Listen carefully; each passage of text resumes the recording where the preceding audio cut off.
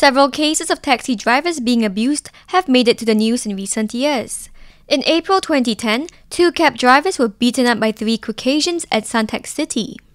Last year, also in April, a former polytechnic lecturer punched and hit a taxi driver with an umbrella.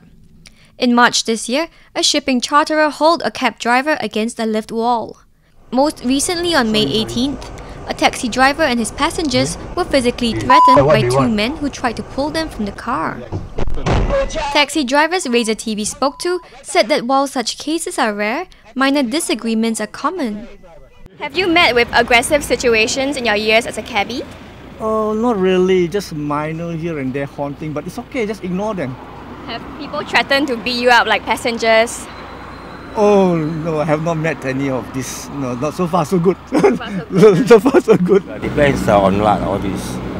But this one is happen mostly is on the night. Daytime is very rare. I mean, I cut into his lane, and then he was not happy. He overtook me and stopped his car in front, and forced me to stop. Then he came down pointing finger at me. So then I point at my camera, and he walked back. Well, worst case you run away passenger. You know, that's about it. Cabbies said that because they spend such long hours on the roads, it's inevitable that they meet aggressive drivers or passengers. But the trick, they say, is to play it cool. Try to what they call keep calm, keep cool. Don't provoke them. So we just if they come, we just lock our door. You have to be very cool with them. Every time, well, if you get aggressive, you don't be aggressive yourself. If you're aggressive, then you're in big trouble. So don't confront them. Just go on. Just go on with your own life. Since it don't hurt you, nothing happen. Just ignore them lah. Just consider that they are animals, just like us. Don't come be bothered with them, really. 我一按公司就知道我现在跟 passenger 讲什么话，有危险他们知道。打抢什么我们按这个。Taxis from companies such as Comfort, CityCab and SMRT have an emergency button that drivers can use. SMRT said its drivers can also call a 24-hour hotline to ask for assistance or to report any incident. Drivers are also asked to call the police in the event of a crime being committed against them.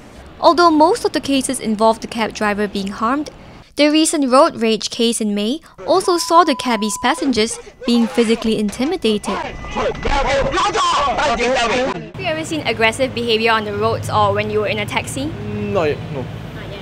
So have you ever encountered dangerous situations or aggressive situations when you were in the cab? Never.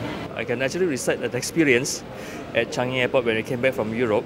We were struggling with our luggage and the taxi driver just stands there as if the statue of Stamford Raffles, and we were so upset with the driver.